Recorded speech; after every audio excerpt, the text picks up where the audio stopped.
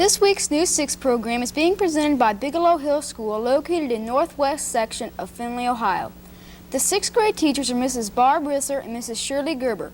Principal Jerry Ross says the enrollment is 348 students from kindergarten through grade 6. Here with our first story is Missy Dunn. This year in the Findlay City Schools there is a new program. 2 Findlay City policemen and a state highway patrolman are coming to the schools to visit. These law enforcement officers are on the playground and in the classroom to answer children's questions and explain what their jobs are. We interviewed Mr. Ronald Strunk with the State Highway Patrol, and here's that report. I entered the State Highway Patrol Academy in 1965, so I've been with the Highway Patrol for 14 years now. Have you been a police officer out of the state of Ohio? No, as a matter of fact, I was never interested in law enforcement until I came to the state of Ohio. What do you like about your work? I find it very interesting. There are many different things about the job that make it interesting. Each day, for instance, when I go to work, I never know what to expect. Each day is different. It might be snowing, there might be a bad accident, it could be a kidnapping. It's hard to say what's going to happen. It's always different. What do you use your radar for?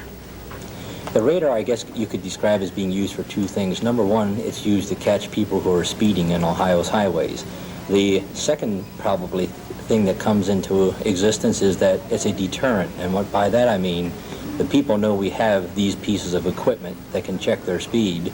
And as a result, we hope that in itself will slow some of Ohio's drivers down. We also interviewed Officers Roddy and Routson of the Findlay City Police Department. What did you have to do to become a policeman? You have to do an application. You have to fill out an application the same as you do for any other job. Then you have to take a physical examination by a doctor. You also take a physical examination for agility. You run and you jump and you tumble, all sorts of things. Then you take a written examination to see if you've got enough education or knowledge to do the job. And after that, then you're interviewed, and after you're investigated by the department to make sure you haven't done something wrong yourself in the past, then if you score highest on the test, then you're appointed to a job. Do you use your guns a lot? No, that's not to say that we wouldn't. We don't like using our guns. I had to use my gun just 3 days ago. Our reasoning is guns are made to alter things, living things or even material things. When you shoot that gun, no matter what you shoot it at, it's going to change it some way, whether it's a living being or whether it's even a solid object, that it was created by either man or somebody else to be a certain way, and by shooting that gun, it alters it.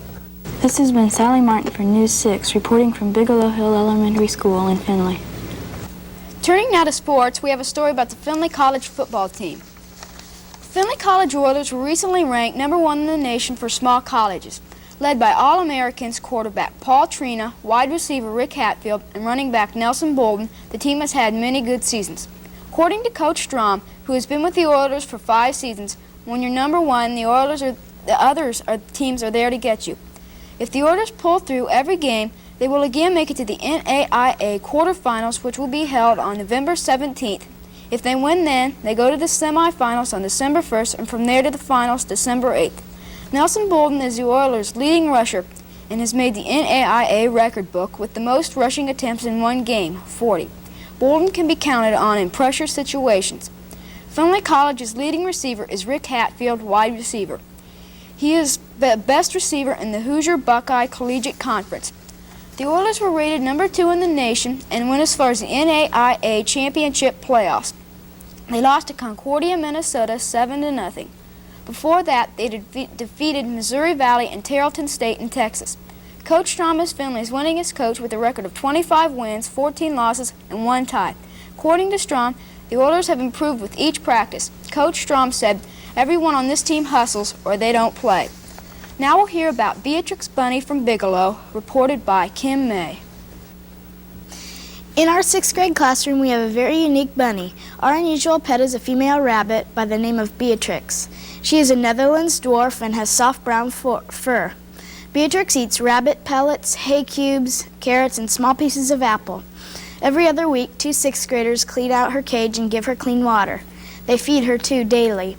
She loves to roam the classroom before school begins and gets her exercise this way. When Beatrix gets excited, she jumps on top of her box and starts chewing on it. But most of the time she is quiet. When she gets off her box, she starts eating and drinking. When we first received her from a local rabbit farm, she was really small. She has grown now and is very enjoyable. Let's hear about a newsy item about metrics next from Missy. There is a new way to measure things in America. It is called the metric system. The metric system is based on tens. The system is used in most countries around the world. It was discovered in the country of France by scientists in the 1790s. Here is how the metric measurements work. 10 millimeters equal 1 centimeter, 100 centimeters equal 1 meter, and 1,000 meters equals 1 kilometer. These units are similar to our mile, inches, and feet. You can use liter and milliliters to measure liquid. To measure weight, you use gram and kilograms. Even though the United States Congress passed a law in 1866 legalizing the metric system, America has been slow to use it. We are using metrics in math and in science and find it a much quicker way to measure. At Central Junior High School in Findlay, a science and math teacher are showing the relationship between the two areas. They are trying to prepare students for their metric age. The students are catching on quickly, and the teachers hope to prove that with increased study it will become more easier. In the 1980 Olympics, metric measurements will be used. It may cause some minor problems now, but in the long run, metrics will make measuring easier. Another method of using math is the computer, as Scott Wyckoff tells us. Some of the kids in grades 6 through 9th are going to college. As a part of Findlay's Saturday Morning Enrichment Series, the students are going to Findlay College weekly. One of the courses they're taking is a computer course. They play games and put information into the computers. They also are learning how to program a computer. The instructor is Mr. Siders. He has taught the students the parts of the computer, such as the memory, such as the short memory, long memory, and the control center. The computer terminals have games. In order to play a game, you have to type hello to the terminal and enter the password. Then you type in the game number. Mr. Siders is in charge of the College Computer Center.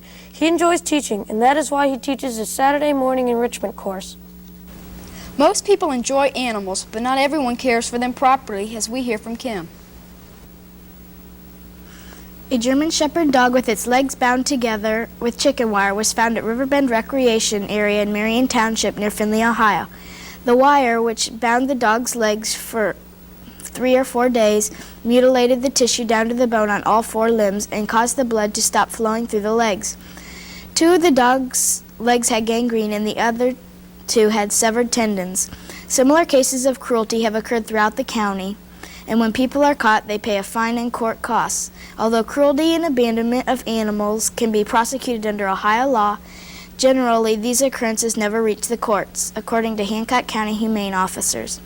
If anyone has information about animals being abandoned or abused, call the local dog pound or the Humane Society. Our final story concerns the ancient Egyptians, as told by Scott. We're learning about ancient Egypt and the Egyptians in our technology class. We're learning how they made pyramids. The biggest pyramid is the Great Pyramid. King Cheops ordered them to be built it for him. It took thousands of men 20 years to build this. The pyramids were burial grounds for great kings. When these great kings died, the Egyptians believed that since there was life after death, jewels, eating utensils, and other possessions for the next world should be buried with them. When archaeologists found these pyramids, they looked to see if there were jewels or any other possessions there. Sometimes tomb robbers had arrived before the archaeologists, so many of the items had been stolen. They were out of luck. There are all kinds of pyramids. One is called the staircase pyramid. The Egyptians thought the pyramid would lead them to heaven. Sometime later, they invented a slanted pyramid. No one knows exactly why this was done. Each block of the pyramid varied in weight from 2.5 to 16 tons. This week's News 6 came from Bigelow Hill in Findlay, Ohio. Next week's program is from St. Gerard in Lima.